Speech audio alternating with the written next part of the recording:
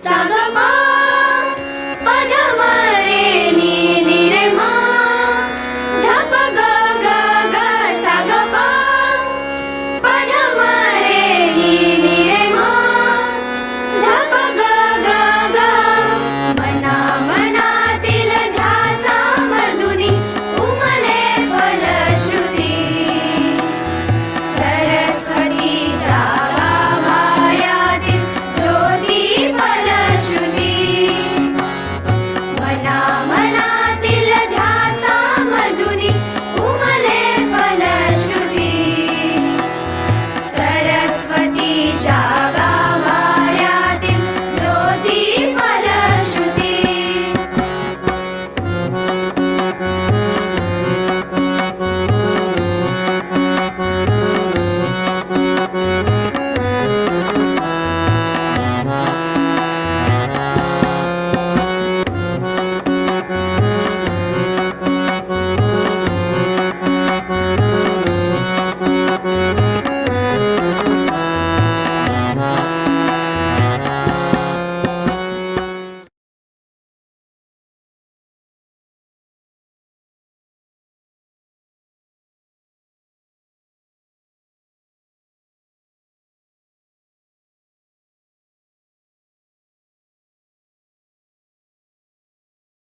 Good morning, students. How are you, students? Today I am going to bring to you a very talented Hindi teacher, very experienced Hindi teacher, Dr. Kalpana Pavaskar. Her achievements are so long that I'll have to read it, and I'm going to read it in Hindi for you. Let me just tell you a few things in English. She has been teaching in Sathe College, Degree College for 3 years, and now right now she's attached to Sathe Junior College for last 25 years. She has been examiner, moderator, as well as chief moderator for HSC board. So she hello knows. वीणा, मला आवाज येत नाहीये तुझा. Vandana, I can hear you. I can hear you. So she has been paper setter also. She is member of board of studies for Hindi. She has done MA, B.Ed, MPhil, PhD. So she is so very well educated person, and she has 2 international awards also. Russia का रूसी भारतीय मैत्री संघ का हिंदी भास्कर पुरस्कार उनके पास है, और हिंदी साहित्य अकादमी का मॉरिशस का साहित्य लहरी अवार्ड है, और लायंस क्लब द्वारा उन्हें आदर्श शिक्षक पुरस्कार दिया गया है. दूरदर्शन तथा आकाशवाणी पर अनेक साहित्यिक कार्यक्रम उन्होंने प्रस्तुत किए हैं. So these are her achievements. She is very well-known person in her field. So students, just sit back and enjoy the Hindi lecture. आवाज दिला. Very Yes. nice, huh? Very talented person. She's a very talented person. Very, very, very talented Yeah, person. multi-dimensional. Yes. But she cannot hear us. Yeah, there's some problem, I think, at her end. Internet connectivity problem. Kalpana, we can hear you. We can hear you. You may speak. Her mic is mute. Vandana madam, unmute. नमस्कार आप सभी को. इस आभासी मंच से आज मुझे आप सबसे जुड़ने का मौका मिला है, इसलिए मैं आप सबकी बहुत बहुत आभारी हूँ.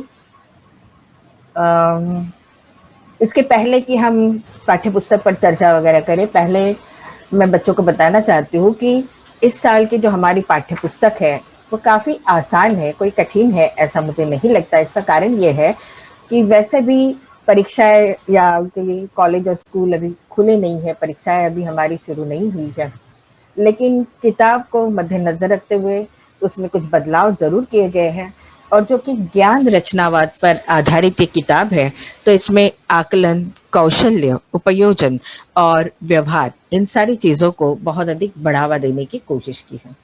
तो बच्चों, हम शुरू करते हैं.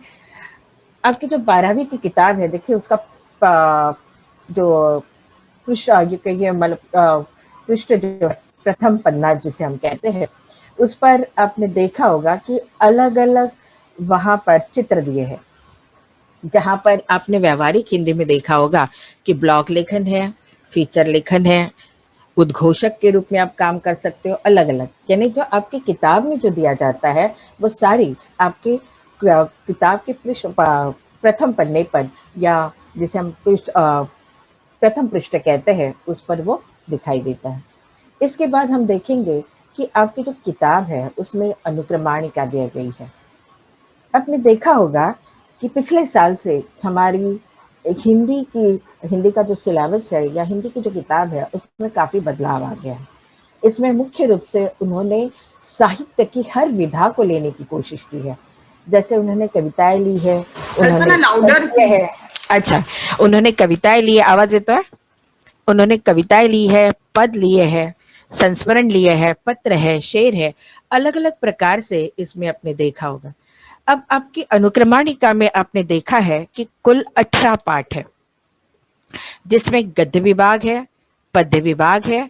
उसके बाद हम देखते हैं कि विषय कनुप्रिया, उसके बाद आता है व्यवहारिक हिंदी, जो कि आज की दुनिया के लिए काफी जरूरी है, महत्वपूर्ण है, तो व्यवहारिक हिंदी भी है। और अंत में आता है व्याकरण।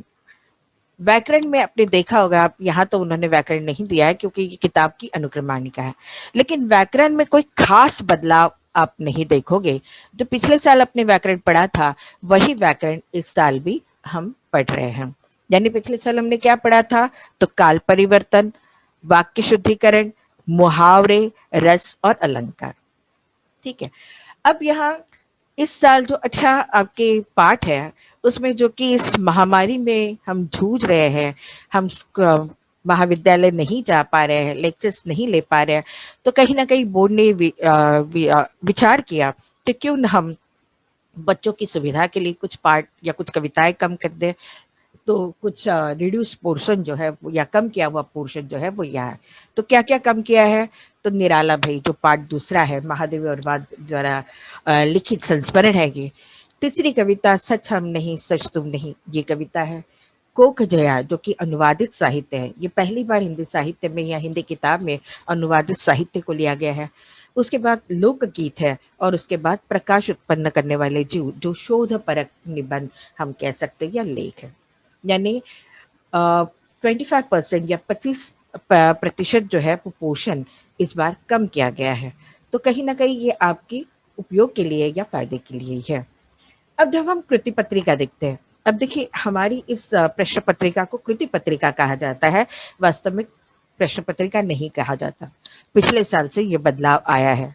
इसका कारण है कि हम इस कृति पत्रिका में आकलन, कौशल्य, ज्ञान और उपयोजन, इस पर आधारित कृतियां दे रहे हैं, और इसीलिए कृति पत्रिका प्रश्न पत्रिका के स्थान पर कृति पत्रिका दी गई है।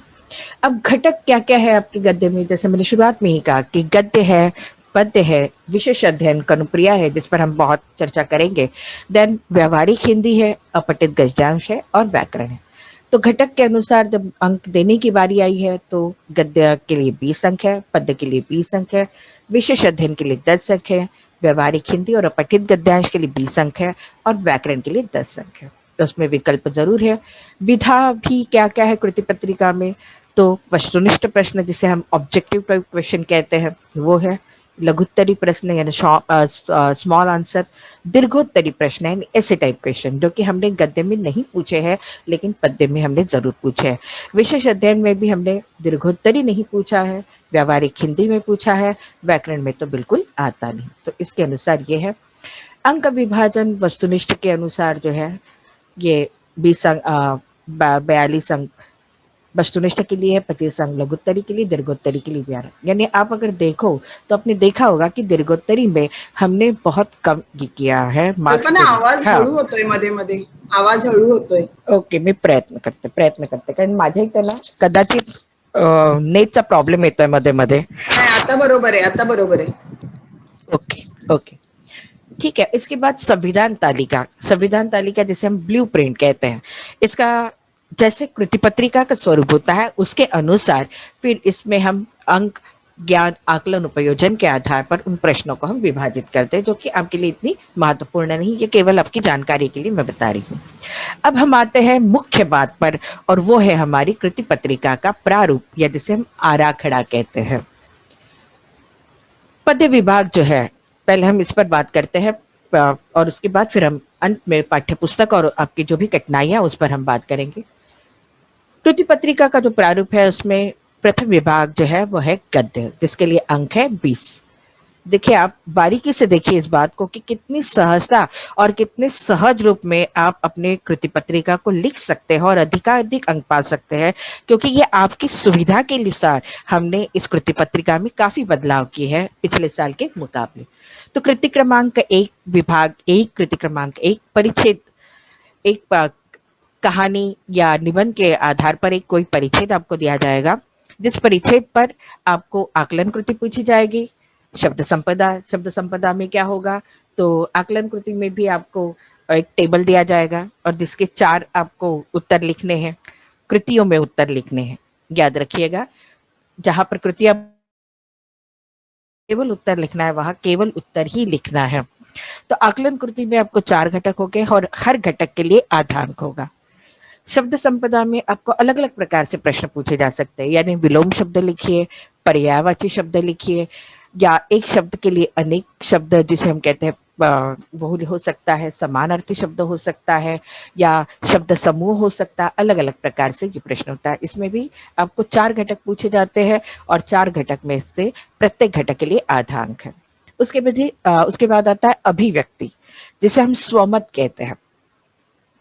अब हमने जानबूझकर ये प्रश्न रखा हुआ है, इसका कारण ये है कि अब ये माना जाता है कि 11वीं 12वीं के बच्चे, खासकर 12वीं के बच्चे, अब वैचारिक रूप में भी काफी विकसित हो चुके होते हैं। वे अपना मत प्रस्तुत कर सकते हैं, वे अपने मत को बहुत बखूबी प्रस्तुत कर सकते हैं। इसीलिए वहां अभिव्यक्ति या स्वमत का प्रश्न दिया गया है, जिसके लिए अंक है 2। यानी कृति क्रमांक 1 अ में आ जाता है 6 अंक। उसी प्रकार कृति क्रमांक आ, फिर एक परिच्छेद दिया जाता है और उस परिच्छेद पर उसी प्रकार आकलन कृति, शब्द संपदा और अभिव्यक्ति 2-2 अंकों के लिए है। इसके लिए भी अंक रहेंगे 6। उसके बाद लघुत्तरी प्रश्न आता है। अब जिस पाठों पर पद्यांश या गद्यांश पूछा गया उस पाठों पर लघुत्तरी प्रश्न नहीं पूछे जाएंगे। तो लघुत्तरी प्रश्न होंगे, इसमें 3 प्रश्न आपको दिए जाएंगे और 3 में से किन्हीं 2 प्रश्नों के उत्तर आपको लिखने हैं, जिसके लिए अंक है 6।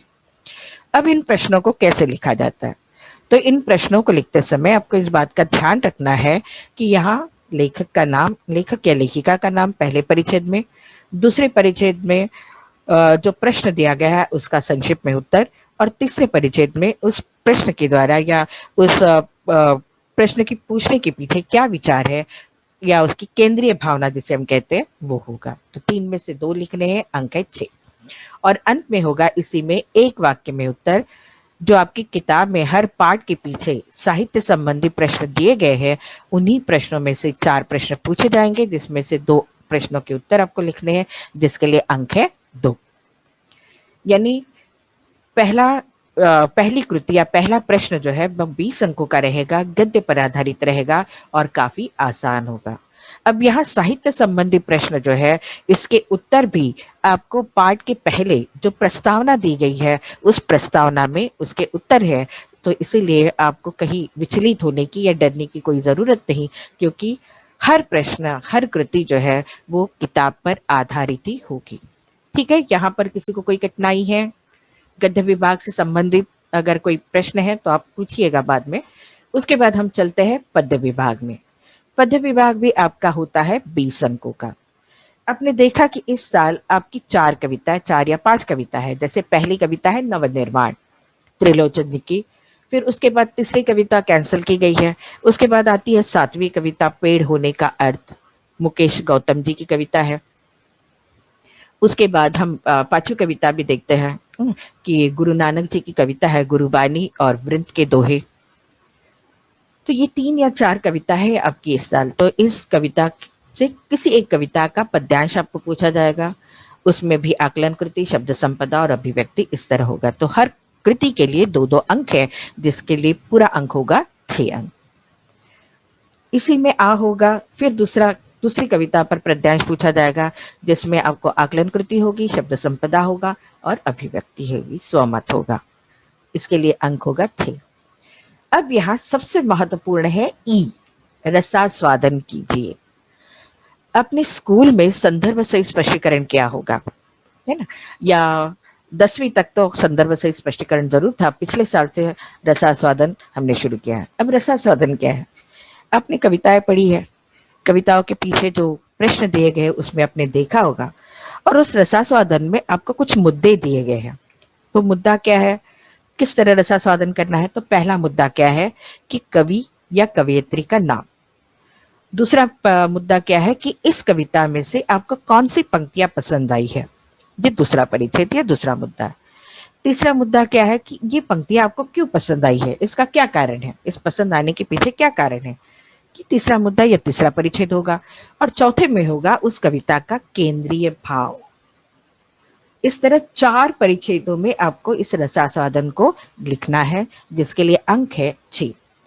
यानी पहले 2 जो परिच्छेद है, यानी कवि का या कवित्री का नाम, उसके लिए 1 अंक। उसके बाद कौन सी पंक्तियां पसंद आई, उसके लिए 1 अंक। वो पसंद आई हुई पंक्तियों के कारण क्या है, उसके लिए 2 अंक। और कविता का केंद्रीय भाव, इसके लिए 2। इस तरह 6 अंकों को हमने डिवाइड किया है। इसी में ई जो है चौथा है, एक वाक्य में उत्तर लिखिए, साहित्य संबंधी प्रश्न। पाठ की तरह इसमें भी साहित्य संबंधी प्रश्न पूछे गए हैं और इसके उत्तर आपको कविता के प्रस्तावना में दिया गया है, उसे ढंग से पढ़िए, क्योंकि ये बहुत आसान है, इसमें 2 अंक मिलाना कोई कठिन काम नहीं। ठीक है, तो ये हो गया 20 अंकों का। तीसरा आता है हमारा विशेष अध्ययन, जिसके लिए अंक है 10। पिछले साल अपने विशेष अध्ययन में नुक्कड़ नाटक पढ़ा था। इस साल हम कनुप्रिया पढ़ रहे हैं, धर्मवीर भारती जी की कविता। अब उसमें बहुत बड़ा प्रश्न है कि यह कविता है या क्या है, पाठ है या जो भी है, वो एक विवादास्पद प्रश्न है, उस पर हम नहीं जाएंगे। विशेष अध्ययन कनुप्रिया में जो कि आप बड़े प्रश्न नहीं लिख पाए होंगे, इसमें रसास्वादन हमने जानबूझकर नहीं दिया है क्योंकि ये कविता है ना? तो लेकिन इसलिए हमने यहाँ पर थोड़ा सा आपके सुविधा के अनुसार हमने यहाँ पर पद्यांश आपको दिया है। और जिस तरह हमने पद्य में देखा है कि आकलन कृति, शब्द संपदा और अभिव्यक्ति, इसके लिए 2-2 अंक हमने डिवाइड किए हैं। और इसी में दूसरा आता है लघुत्तरी प्रश्न। 2 प्रश्न है, 2 में से 1 प्रश्न का उत्तर आपको लिखना है। अब इसका उत्तर भी आप वैसे ही लिखोगे जैसे आपने पाठ में लघुत्तरी प्रश्नों का उत्तर लिखा है, यानी पहले परिच्छेद में कवि का नाम, दूसरे परिच्छेद में कवि के बारे में संक्षिप्त में जानकारी, और तीसरे परिच्छेद में आपने उस प्रश्न के अनुसार आपने अपने उत्तर को लिखना है और उसमें क्या विशेष है ये आपको कहना है। तो कुल मिलाकर विशेष अध्ययन का जो विभाग है उसके लिए 10 अंक है, तो ये हो गए 50 अंक। उसके बाद आता है व्यवहारिक हिंदी, अपठित गद्यांश और पारिभाषिक शब्द। व्यवहारिक हिंदी में आपको 4 पाठ है इस साल, वैसे 5 है लेकिन इसमें से 1 कम कर दिया गया है।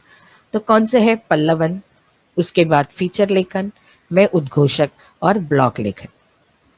आपने अगर गौर किया होगा तो व्यवहारिक हिंदी के जितने भी पाठ हैं वो आपको आज की जीवन शैली के साथ जोड़ने वाली कोशिश यहाँ की गई है। यानी आप जो एक माना जाता है ना कि हिंदी पढ़कर हम कोई नौकरी नहीं पा सकते, तो ऐसा नहीं है।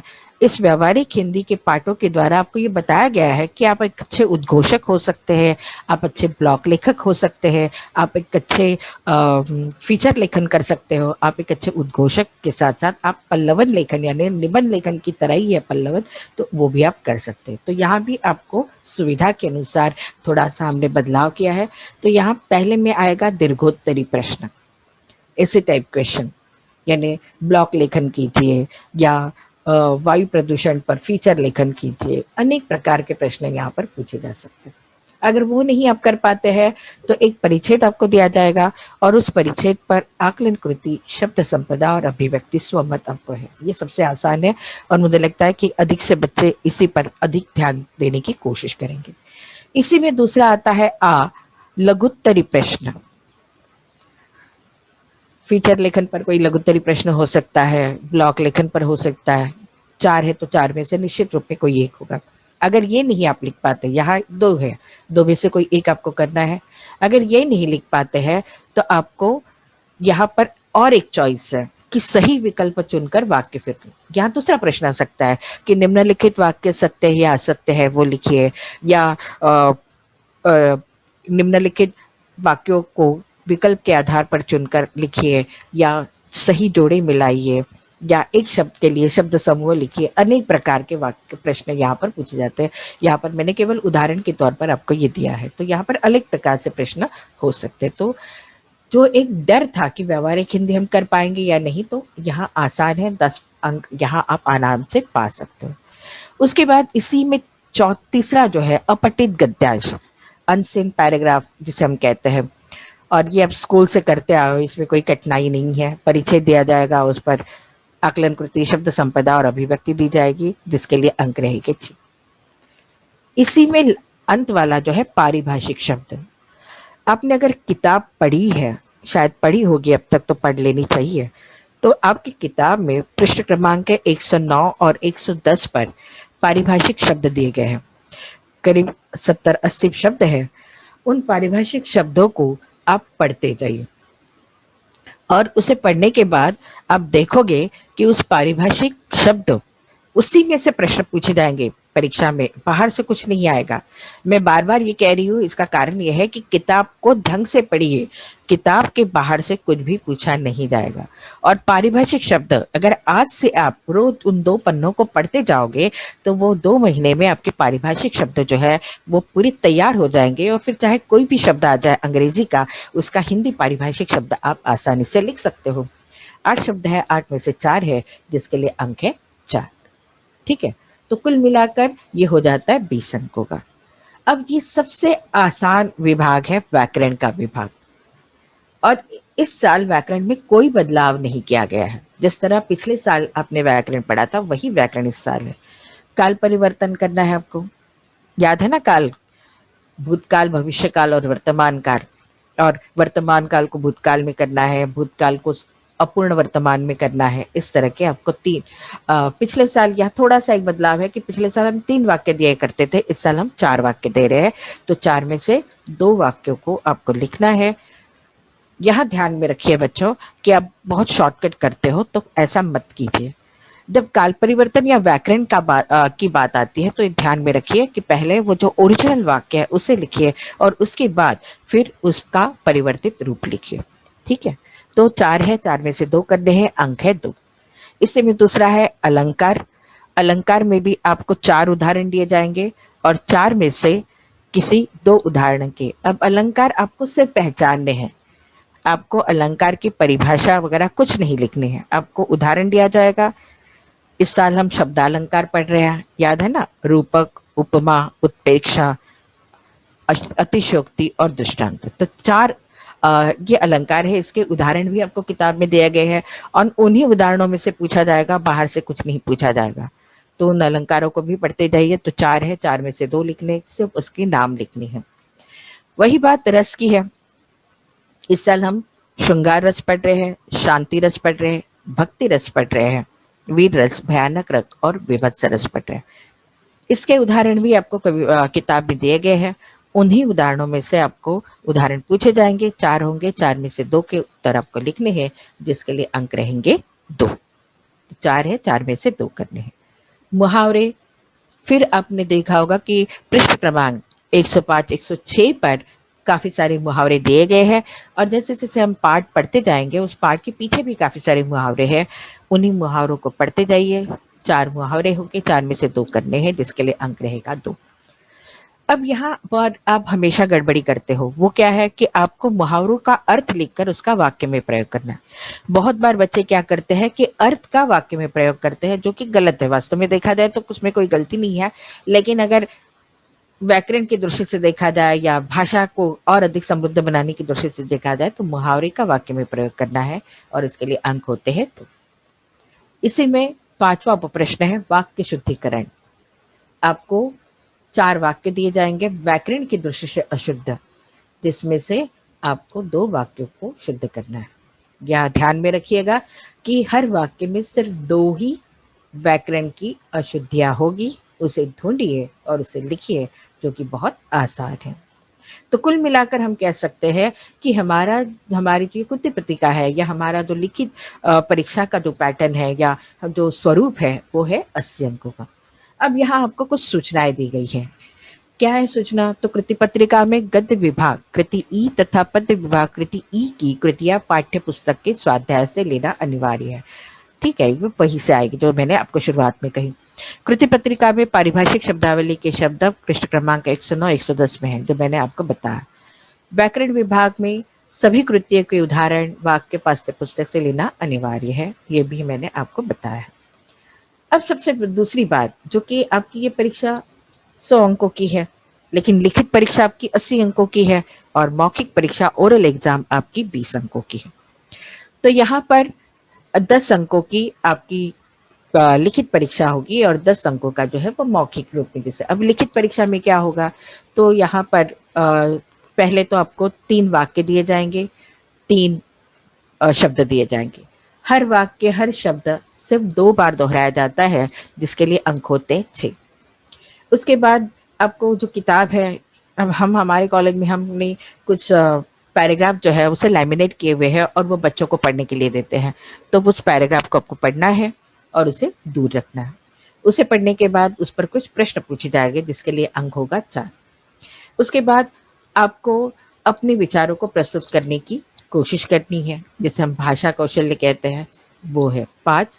और इसी में हम कह सकते हैं कि आप अपने विचारों के साथ साथ अपनी अभिव्यक्ति, यानी आप किस तरह अपनी बात को प्रस्तुत कर रहे हैं, आपके वाक्य, आपकी भाषा शुद्धता, आपके हाव भाव, आपके विचारों को प्रस्तुत करने का तरीका वगैरह जो है वो बहुत महत्वपूर्ण है। तो इसके लिए 5 अंक है। कुल मिलाकर 20 अंकों की आपकी मौखिक परीक्षा होती है।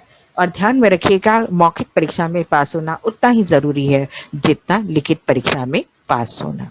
ठीक है, तो यहाँ तक मुझे नहीं लगता कि कोई आपको कठिनाई होगी। अब जो मैंने बताया कि नमूना कृति पत्रिका का स्वरूप मैंने बताया।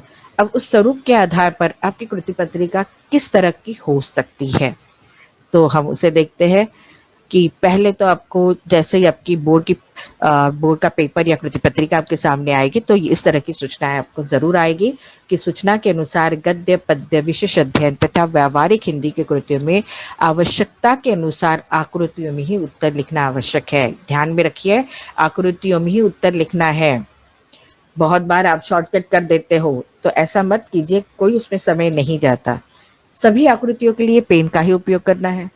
आकृतियों में उत्तर पेन से ही लिखना आवश्यक है, और व्याकरण में पूछी गई कृतियों के उत्तर के लिए आकृतियों की आवश्यकता नहीं है। तो जैसे मैंने कहा कि विभाग 1 गद्य में एक परिच्छेद आपको गद्यांश दिया गया है। इस प्रकार का ये गद्यांश होगा, अलग अलग प्रकार का होगा, ये मैं केवल उदाहरण के तौर पर आपको बता रही हूँ।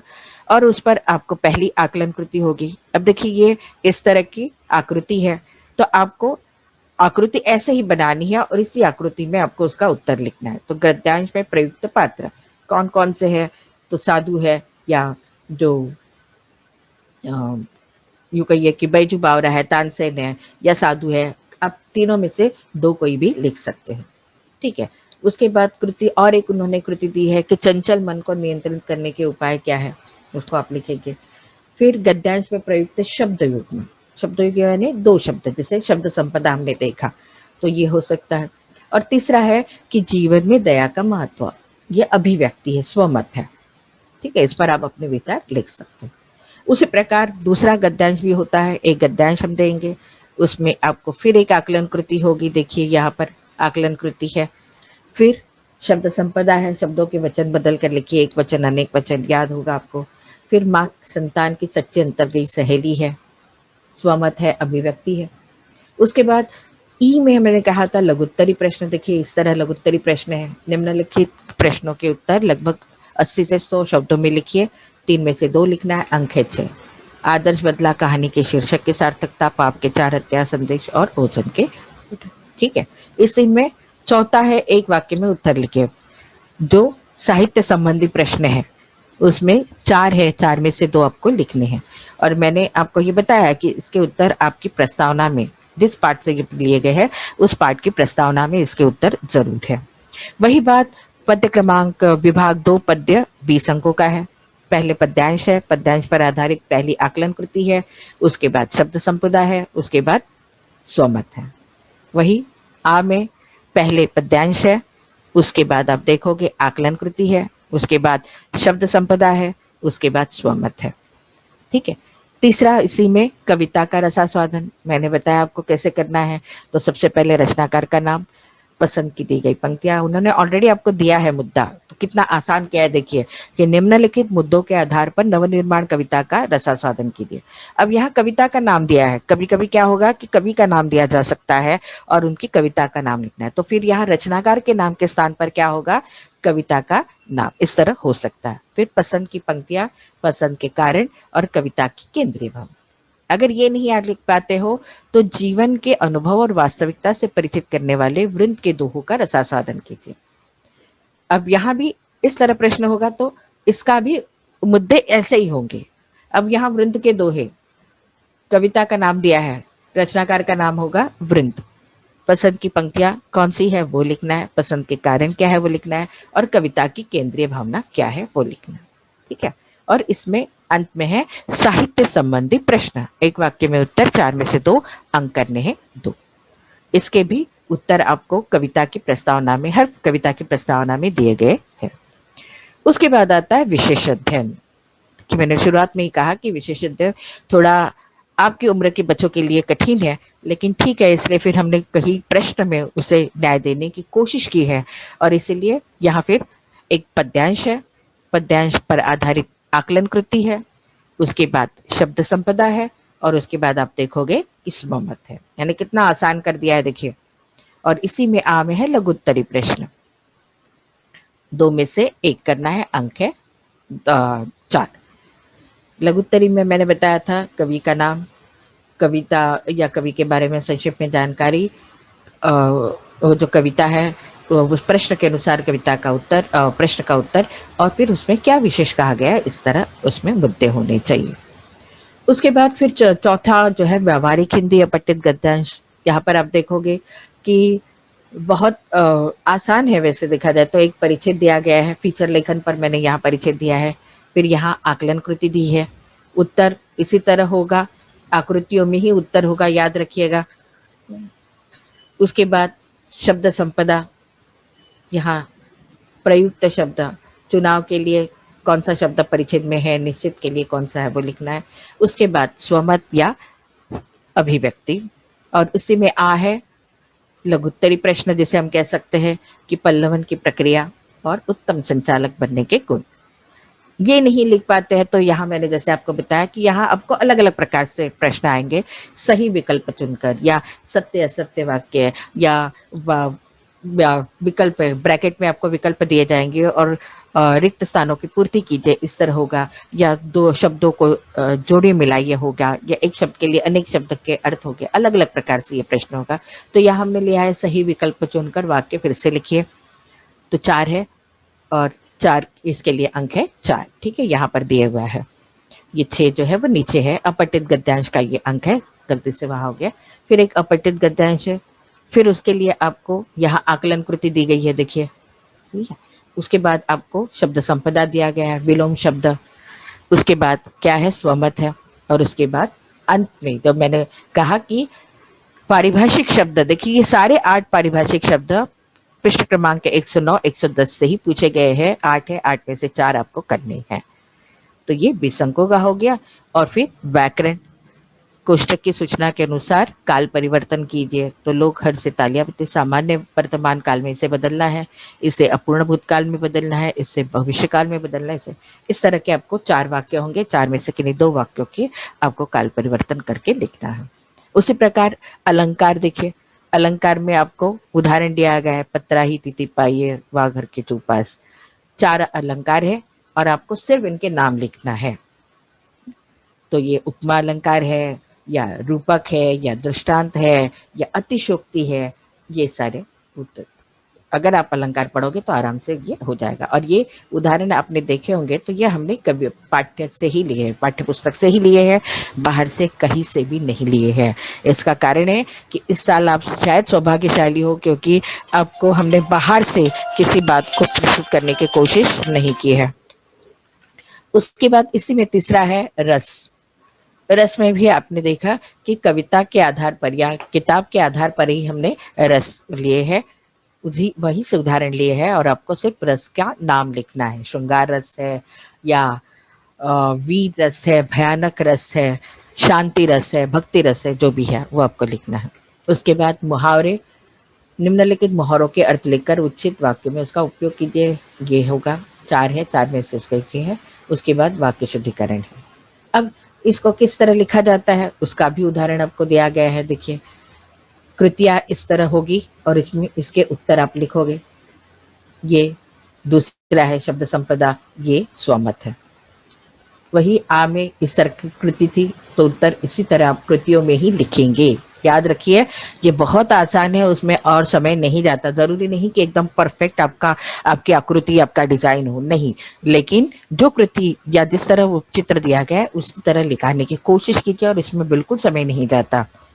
उसके बाद शब्द संपदा, फिर स्वमत है। लघुत्तरी प्रश्न इस तरह है, यहाँ मैंने सिर्फ पॉइंट्स दिए हैं, आप उसे विस्तार के साथ लिखने वाले हो, ठीक है। उसके बाद आता है एक वाक्य में उत्तर, जो साहित्य पर आधारित है, तो इस तरह उसके उत्तर होंगे। उसके बाद विभाग 2 में भी वही है, आकलन कृति है, तो ये कृति इस तरह दी गई थी 4 उसके। इस शब्द संपदा है, अभिव्यक्ति है, ये देखिए ये कृति है, ठीक है। दूसरे इसमें शब्द संपदा है, अभिव्यक्ति है। उसके बाद मुद्दों के आधार पर, तो जैसे कविता रचनाकार का नाम था तो त्रिलोचन जी की पसंद आई पंक्तियां, बल नहीं होता सताने के लिए वह पीड़ितों को। उसके पसंद का क्या कारण है, तो शक्ति के सदुपयोग की बात, पीड़ितों के प्रति मानवता का भाव वगैरह। और कविता की केंद्रीय भावना क्या है, तो समय के अनुसार संघर्ष करने की आवश्यकता, अत्याचार वगैरह, ये जो है वो आप लिखोगे। उसके बाद ये वाला है वो साहित्य पर आधारित प्रश्न है, ठीक है। उसके बाद अध्ययन, विशेष अध्ययन में भी आपको आकलन कृति दी गई है और कृति में ही उत्तर आपको लिखना है। फिर शब्द संपदा है, अभिव्यक्ति है। लघुत्तरी में आपको 2 प्रश्न हैं, दोनों प्रश्नों के उत्तर यहाँ दिए गए हैं या संक्षिप्त में दिया है, आप विस्तार से लिखोगे। व्यवहारिक हिंदी में भी देखिए इस तरह है, दोस्ती पर ब्लॉक लेखन उन्होंने कहा है, तो ये पॉइंट्स उसमें आने चाहिए। तालिका पूर्ण कीजिए, तो ये तालिका है, ये शब्द संपदा है, अभिव्यक्ति है, ठीक है।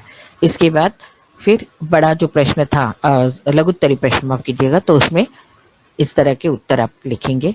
उसके बाद सही विकल्प चुनकर वाक्य जो है, जो हमने छोटा विकल्प यानी इसके साथ आपको एक और उदाहरण दिया था, तो वो है। उसके बाद अपठित गद्यांश वह है, शब्द संपदा है, ये है। पारिभाषिक शब्द देखिए, ये सारे शब्द जो है वो पाठ पर आधारित है, तो पाठ के पीछे से हमने कुछ भी पाठ के बाहर से हमने कुछ भी नहीं लिया है। उसके बाद व्याकरण, अलंकार का नाम लिखिए, देखिए अतिशोक्ति, उत्प्रेक्षा, रूपक अलंकार और उपमा अलंकार। उसके बाद रस भी देखिए, भक्ति, श्रृंगार, रौद्र, अद्भुत। फिर मुहावरों का अर्थ उसका वाक्य में आप प्रयोग करोगे और इस तरह, ठीक है। तो ये रहा आपका। इसके बाद अगर आपको कोई कठिनाई है, जैसे किताब को लेकर अगर हम थोड़ी सी चर्चा कर सकते हैं, तो किताब में अलग अलग प्रकार की जो विचार है या अलग अलग प्रकार कविताएं, देखिए खासकर हम कविता पर बात करेंगे, क्योंकि इस बार आपने देखा होगा कि कविताएं जो है वो काफी नवनिर्माण वाली कविता है। पहली कविता जो है नवनिर्माण, जिसमें आपको नए विचार प्रस्तुत करने की कोशिश की गई है, या किस तरह आपको जीना है, किस तरह जीवन को देखना है, इस तरह की बात है। वही गुरुबानी और वृंद के दोहे, इसमें आप मध्यकालीन कवियों को देखते हैं, तो आप देखोगे कि हर काल के कवियों को यहाँ प्रस्तुत किया गया है। तो त्रिलोचन जी थोड़े यूँ कहिए कि ना आधुनिक है ना मध्यकाल के हैं, तो इस तरह के हैं। उसके बाद मध्यकाल के कवि है। उसके बाद नई कविता पेड़ होने का गौतम मुकेशी का, ये आधुनिक काल की कविता है। उसके बाद चुनिंदा शेर, ये भी आधुनिक काल की कविता है, क्योंकि आजकल शेर जो है, वास्तव में शेर क्या है, तो ये उर्दू साहित्य की उपलब्धि है, लेकिन अब हिंदी साहित्य में भी उसको काफी योगदान मिलता है। उसके बाद जो है कि कनुप्रिया, अब जैसे मैंने शुरुआत में ही कहा था कि कनुप्रिया को काव्य कहे या नहीं, ये बहुत बहुत मुश्किल है, उसके बाद व्यावहारिक हिंदी, और पाठ में भी उसी प्रकार है। देखिए कि आदर्श बदला कहानी, ये शायद स्कूल में भी आपने पढ़ी है। पाप के 4 अध्याय, बहुत इजी है। सुनो किशोरी, सुनो किशोरी पत्र लेखन के रूप में लिखा गया है, देखिए, है ना, क्योंकि इस साल, पिछले साल से वैसे देखा जाए तो आपको निबंध लेखन और पत्र लेखन है नहीं, तो सुनो किशोरी एक पत्र लेखन के फॉर्मेट में आपको प्रस्तुत किया गया है। उसके बाद चुनिंदा शेर है, ओजन विघटन का संकट, विज्ञान पर आधारित लेख है ये, और पल्लवन फीचर लेखन में उद्घोषक ब्लॉक लेखन, ये सारी बातें जो है वो व्यावहारिक हिंदी की है। ठीक है, यहाँ तक अगर कोई कठिनाई है तो आप जरूर पूछ सकते हो। हाँ, किसी को कोई कठिनाई है, कोई पाठ, कोई कविता को लेकर, या किस प्रकार कौन सा उत्तर आप लिख सकते हो। देखिए जहाँ आप कहाँ पर गलती करते हो, तो आप लोग गलतियां करते हो जहां पर आकलन कृति है, जहां पर आपको कृति बनाकर उत्तर लिखना है, वहां पर आप शॉर्टकट करते हो। तो प्लीज ऐसा मत कीजिए, क्योंकि मैंने बार बार कहा है कि उसके लिए आपको बहुत अधिक समय देने की वैसे जरूरत नहीं होती, या बहुत अधिक उसमें समय भी नहीं होता। तो ये बात है। कविताओं में खासकर मुझे लगता है कि गुरुबानी में काफी सारे बच्चों को थोड़ी सी कठिनाई होती है ना, कि गुरुबानी का मुख्य भाव क्या है और किस तरह हम उसे कहें। तो गुरुबानी का मुख्य भाव क्या है? तो गुरुबानी का मुख्य भाव यही है कि हमें गुरु को महत्व देना है। जीवन में गुरु का स्थान जो है वो बहुत महत्वपूर्ण है। जरूरी नहीं कि आप गुरु यानी सिर्फ स्कूल या कॉलेज में पढ़ाने वाला गुरु नहीं, तो आपके माता पिता, आपके भाई बहन, आपके जीवन के अनुभव, इन सारी बातों को भी हम गुरु के रूप में ही स्वीकार कर सकते हैं, या इनका हमारे जीवन में काफी महत्व है। तो वो बात है। थोड़ी उसकी भाषा जो है, क्योंकि गुरुबानी में जो भाषा है वो खिचड़ी भाषा मानी जाती है, जहाँ पर पंजाबी है, मराठी है, हिंदी है, सिंधी, सारे शब्दों का वहाँ पर उपयोग किया गया है, तो उस रूप में है। वृंद के दोहे वही है, नीति वचन है कि कैसे जीना है, क्योंकि हम केवल एक परिवार से नहीं, तो हम समाज से भी ताल्लुक रखते हैं, हम देश से भी ताल्लुक रखते हैं। तो हमें समाज, देश और लोगों के साथ जीते हुए किस तरह जीना है वो भी बताया गया है ना, कि हमें अपने बल का उपयोग सही करना है, हमें हर का विचार पूर्वक करना है। जीवन में अगर प्रगति करते हैं तो अहंकार नहीं करना है, अपने गुणों का बार बार बखान नहीं करना है, उतने ही पैर फैलाने चाहिए जितनी हमारी चद्दर हो। ये छोटी छोटी बातें हैं जिसे हम बचपन से पढ़ते आए हैं, सुनते आए हैं, देखते आए हैं। वही बात यहाँ पर लेखक बता रहा है, या कवि ने बताने की कोशिश की है। उसके बाद चुनिंदा शेर वही है कि अलग, हर शेर अलग है। देखिए एक शेर का दूसरे शेर से वैसे संबंध नहीं है, लेकिन इस चुनिंदा शेर में कवि ने थोड़ा आवाज कमी अलग, झाला. वही अलग अलग बातें जो है वो बताने की कोशिश की है। अभी आ रहा है आवाज? शायद नेट का कुछ प्रॉब्लम हो रहा है, मैं कोशिश तो कर रही हूँ जी। तो कहीं ना कहीं चुनिंदा शेर भी आप देखोगे तो उसमें भी देखो आपने वो वहां कवि ने बताया कि हमें अंधकार से, अंधकार क्या है, तो हाँ कठिनाइयां है, परेशानी है। जीवन की कठिनाइयों को हमें डटकर मुकाबला करना है, ना कि उन कठिनाइयों को देखकर हमें डरना है। वही दूसरी तरफ कवि ये भी बताता है कि इस जीवन में असंभव कुछ नहीं है, कोशिश करते रहना चाहिए। बिना कोशिश इस जीवन में आपको कुछ भी हासिल नहीं होगा। तो हर गजल जो है, हर शेर जो है, वह यही बता रहा है कि आपको कैसे जीना है और कैसे नहीं जीना है। क्योंकि साहित्य क्या है? साहित्य समाज का दर्पण है। हम जो भी जीते हैं, जैसा भी जीते हैं, जैसा भी विचार प्रस्तुत करते हैं, हमारा वो पूरा व्यक्तित्व जो है वो साहित्य के द्वारा हमारे सामने प्रस्तुत होता है। वही बात हम कहते हैं कनुप्रिया। अब कनुप्रिया, यहाँ पर शायद आपको थोड़ी सी कठिनाई होगी, शायद कनुप्रिया। कनुप्रिया वास्तव में क्या है? कनु की प्रिया, कनु कौन है? तो कृष्ण है, और प्रिया कौन है? तो राधा है। राधा और कृष्ण के प्रेम की ये कहानी है। लेकिन केवल यह प्रेम नहीं है, देखिए बहुत सुंदरता के साथ कभी यहाँ बता रहा है कि अब तक हम केवल यही कहते थे कि राधा और कृष्ण केवल प्रेम में नहीं, यहाँ राधा जो है वो कृष्ण को एक नए रूप में देख रही है। यहाँ महाभारत के युद्ध का वर्णन है, और महाभारत के युद्ध में राधा ने पहली बार कृष्ण को देखा है एक योद्धा के रूप में। तो कहीं ना कहीं राधा के मन में ये सवाल पैदा हुआ है कि जो कृष्ण, जो मुझसे प्यार करता है, जो कृष्ण मेरा अपना है, वाकई वो कृष्ण प्रेमी कृष्ण है या वीर योद्धा कृष्ण है। तो राधा के मन में जो अलग अलग प्रश्न उभरे हैं, उन अलग अलग प्रश्नों को कवि यहाँ अलग अलग रूपों में हमारे सामने प्रस्तुत करता है। कविता के अलग अलग भागों में विभक्त हो गई है, जैसे पहले वो सेतु है, उसे लगता है कि कृष्ण ने उसे सेतु के रूप में उसका उपयोग आवाज किया गेला। है, सेतु यानी क्या, ब्रिज के रूप में उपयोग किया है। फिर उसे आवाज लगता गेला। है कि कहीं ना कहीं युद्ध के कारण एक अमंगल छाया जो है वो पूरे कल्पना, राज्य पर, आवाज पूरे गेला। गांव पर, पूरे लोगों पर छाई हुई है। तो वो एक कहीं एक दुख, व्यथा, उदासी की बात है। वही तीसरी तरफ वो कृष्ण को जानने की कोशिश करती है, वो बताना चाहती, पूछना चाहती है एक प्रश्न के रूप में कि जिस तरह तुमने अर्जुन को अपनी सारी बातें कही, क्यों तुम मुझे नहीं कहते? क्या तुम्हें लगता है कि मैं इतनी अनपढ़ हूँ या मूर्ख हूँ कि तुम्हारी बातों को नहीं समझ सकते? वही चौथी तरफ एक शब्द है जो कृष्ण हमेशा शब्द कहते हैं, कौन से? तो कर्म, स्वधर्म, निर्णय और दायित्व। तो ये कृष्ण के चार मुख्य शब्द थे हमेशा जब वो लोगों में मिलते थे या जब भी वो राधा के साथ बात करते थे। तो यहाँ लेख कवि का विचार ये है राधा के द्वारा कि जब युद्ध कृष्ण कर रहा है तो वो कर्म को भूल गया, कर्म यानी काम, तो वो स्वधर्म को भूल गया है, क्योंकि युद्ध में दो सेनाएं होती है और दोनों सेनाओं का विचार क्या होता है? तो सिर्फ लड़ाई करना और जीतना, एक को हराना और दूसरे को जीतना, यही होता है। तो ये बात है। उसके बाद निर्णय लेने की बात आती है। तो अब तक तो कृष्ण ने हमेशा समाज के लिए निर्णय लिया, समाज के की का मदद की, लेकिन आज पहली बार जब वो युद्ध कर रहा है तो उस युद्ध का निर्णय शायद राधा के समझ में नहीं आ रहा है। और दायित्व, दायित्व यानी क्या? जिम्मेदारी। कृष्ण ने अब तक तो एक समाज के लिए अपनी काफी सारी जिम्मेदारी निभाई, लेकिन वाकई कृष्ण उस रूप में सही है या इस रूप में सही है, ये राधा के लिए एक बहुत बड़ा प्रश्न है। और बाकी व्यावहारिक हिंदी। ठीक है, आप पूछिए अगर आप, क्योंकि अगर मैं ही बोलती जाऊंगी तो मुझे नहीं पता चलेगा कि आप क्या जानना चाहते हो। आपकी जो भी कठिनाई है आप पूछ सकते हो। जी, हेलो बच्चे, अगर आपको कोई कठिनाई है तो आप जरूर पूछ सकते हो, किसी कविता को लेकर, किसी पाठ को लेकर, कृति पत्रिका को लेकर, मौखिक परीक्षा को लेकर।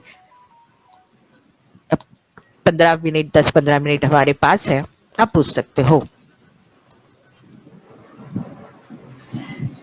Students, no queries. You're fully satisfied. You may unmute yourselves and ask questions. हाँ, आप जरूर पूछिए। देखिए, जानबूझकर मैं हिंदी में बोल रही हूँ, इसका कारण यही है कि हमारी ये कक्षा, ये प्रशिक्षण जो है या जो भी मैं आपको बात बता रही हूँ, हिंदी से विषय से संबंधित है और इसीलिए हिंदी में बोलना जरूरी है। हिंदी को हम अंग्रेजी में नहीं बोल सकते ना, क्योंकि वो कोई खास नहीं, उसका जो भाव है वो आप तक नहीं पहुंच पाए। तो बताइए, आपको कोई कठिनाई है? शायद आपकी सारी आशंकाओं के उत्तर आपको मिल गए हैं, ऐसा मुझे लगता है। Yes, looks like that.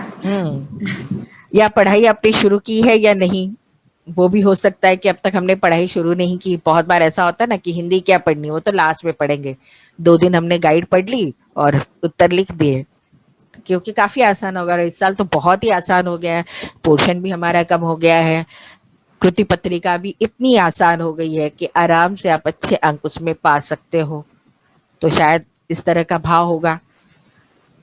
बोलिए कुछ, जो, क्योंकि जब तक आप लोग नहीं बोलोगे तब तक हमें पता नहीं चलेगा कि आपके सारे प्रश्नों के उत्तर आपको मिले या नहीं, आपकी सारी आशंकाएं दूर हुई है या नहीं। Please write in chat box, students.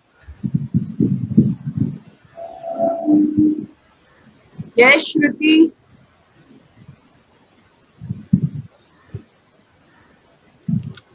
हाँ, बोलिए।